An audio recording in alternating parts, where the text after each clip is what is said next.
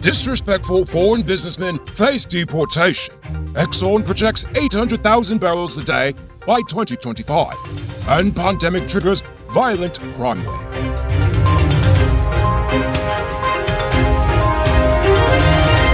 I am Lycra Bulford, and welcome to tonight's edition of Uncut News. Before we begin, do you have something important you want to leak without revealing your identity? Send us a tip on WhatsApp on telephone number 592-659-6151.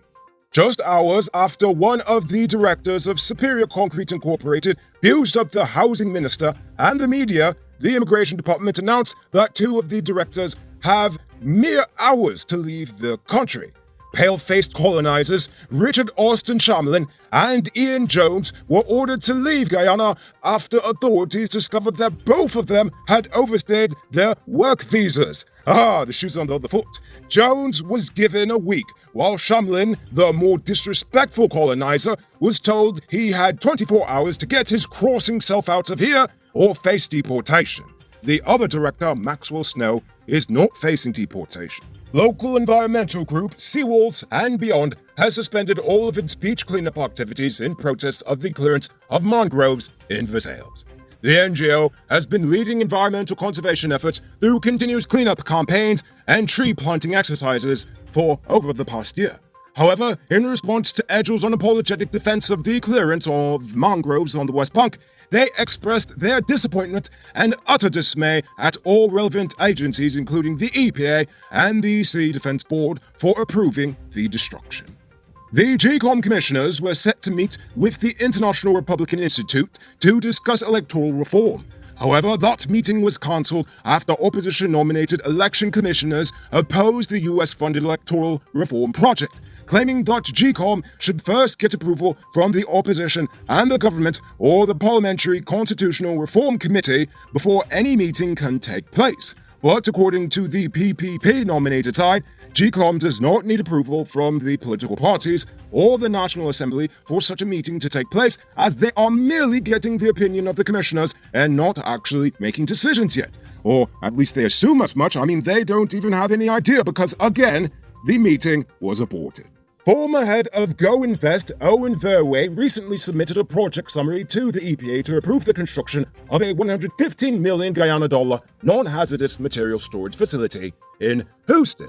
For the most part, the open-air storage yard will be used for keeping imported equipment, parts, and tools to be used in offshore oil and gas operations. This includes vehicles, heavy equipment, machines, pipes, fittings, and accessories. Since the yard will only store non-hazardous materials, the only environmental concerns facing the project is the noise such an operation makes.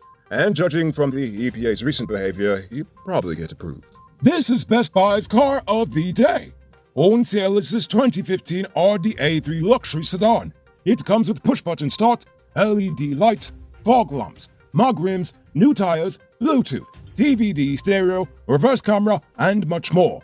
Buy cash for $4.6 million, or paid down as low as $920,000 down with around $88,000 monthly, and it's yours. Call or WhatsApp 662-0844 for more info, or visit their showrooms at Lot 171 Peter Rose Street, Queenstown, or Lot 2 Lamar Street, and tell them Lycra sent you for this sweet deal. And by the way, you people with duty-free could get this for just $3.1 million. Just saying. In other oil news, by 2025, Exxon projects that Guyana will be producing over 800,000 barrels of oil per day. The Liza Phase 1 is already producing 120,000 barrels of oil per day. On a good day, when the machine is actually working and the gas compressor is not giving us issues. While Liza Phase 2 is expected for next year, and that one will actually add 220,000 barrels of oil per day. Payara, which is expected for 2024, will have a production capacity of 220,000 barrels of oil. And finally, the Yellowtail project, the fourth to be developed in the Starbuck block, is slated to add 250,000 barrels of oil per day by 2025. Exxon is expected to build an FPSO to service each of these projects. Last night, one couple fell victim to a home invasion in Herstelling. According to police, the 50-year-old taxi driver was feeding his dogs in the yard at around 8:40 p.m. when he was attacked by two armed males who gun-butted him and forced him into his house. Both he and his wife were tied with a cloth while the bandits ransacked the house. They ran off with thousands of dollars in cash and jewelry. On Tuesday, Kanu seized over 207 pounds of cannabis during a sting operation at number 67 Village Quarantine. According to reports, after days of surveillance, officers saw 3 or 4 individuals approach the location at around 4 a.m. When they confronted the men, the suspects allegedly fled, dropping their bags along the way. The officers opted not to pursue as it was still completely dark and no one is trying to break their neck running in a dark field. The bags reportedly concealed 80 parcels of cannabis. A wanted bulletin has since been issued for 47-year-old Omesh Lycra. Do you want to grow your money? Sell digital top-up.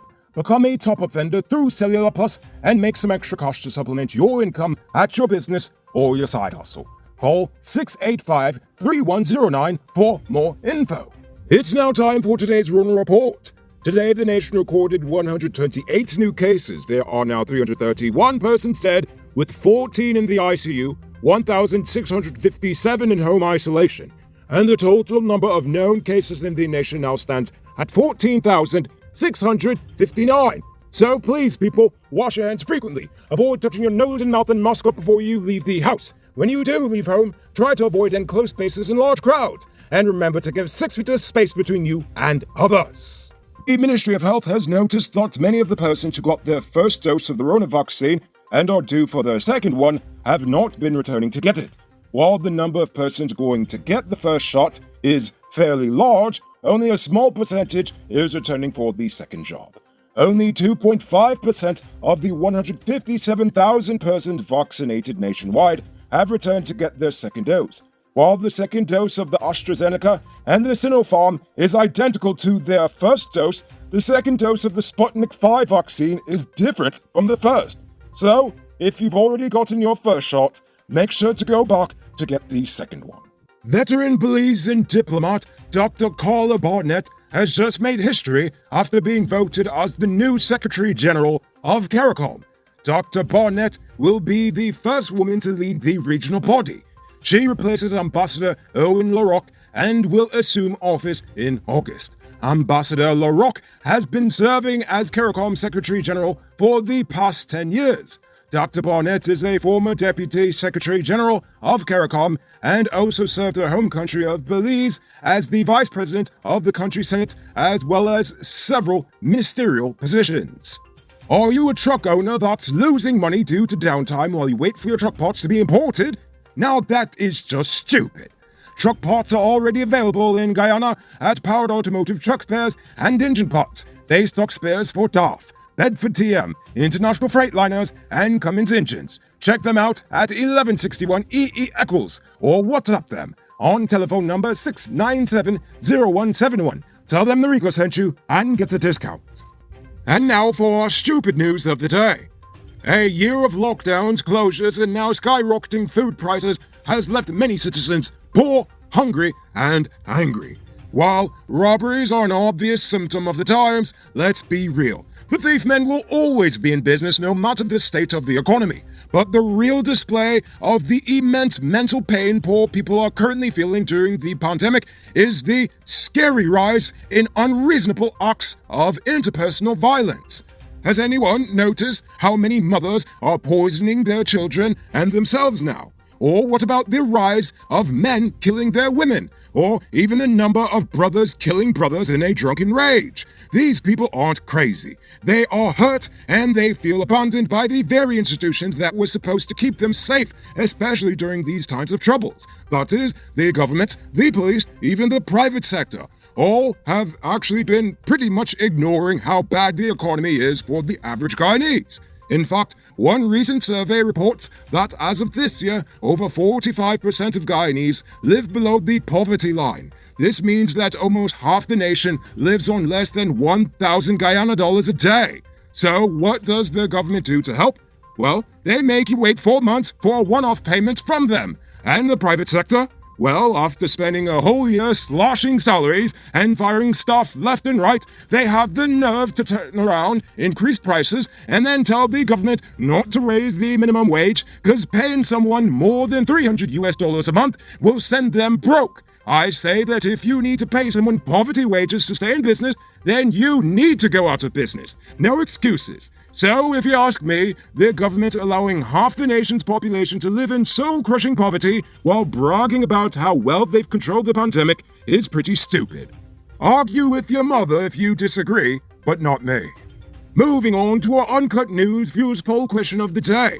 Every day we pose a question about current events in the nation, the region, the diaspora, and how you feel it relates to us. So, you give your responses in the comments, and we'll read the best ones in the following episode. Yesterday's question was, how do you feel about Israel's defense for the clearance of the mangroves on the West Bank? Durrell DeSantos said, the clearing of the mangroves to put a shore base would create job opportunities for citizens, but if not managed correctly, it will destroy our environment. Kurt Beckles said, development is inevitable. The mangroves must go in order to facilitate it. The issue at hand is installing some form of sea defense as soon as the mangroves are removed. Georgetown and its immediate environs will become a concrete and steel jungle sooner or later. It's called economic growth and development. Grant says, Edel presents a false dichotomy. Instead of making investments in green industries that are forever renewable, he takes the short-term approach of building carbon-based infrastructure. We can build a strong economy without sacrificing our unique biodiversity. I agree with you fully, Grant. I don't even think we need the oil industry. And finally, Shane Isley said, there is no need to destroy the mangroves. The government should encourage the population to spread out. There is land, yet they keep stuffing Region 4. Though his argument makes sense, there are alternatives as we haven't really begun to use the land we have. They better start using it before Venezuela huff it from not moving. All good answers. So for tonight's question, much of the price increases in the markets have been attributed to the increase of international shipping costs. Seeing as Guyana has such a huge import bill, what should be done to make our economy more independent? I want to hear fresh ideas, so I promise you, if one of you mentions Forbes or Chetty in your answer, I'll pelt you. So, think about that question and tell us in the comments below. If your response is good enough, we just might feature it in Thursday's episode. Anyway, that's all the time we have for tonight. Check us out tomorrow for another. Until then, I'm Rico Bulford saying good night, folks. Hey, Uncut News viewers, thanks for watching. You can subscribe by clicking on this button over here, or click over there for more news. You can also drop a comment to let me know if you've made it to the end of the video. Goodbye for now.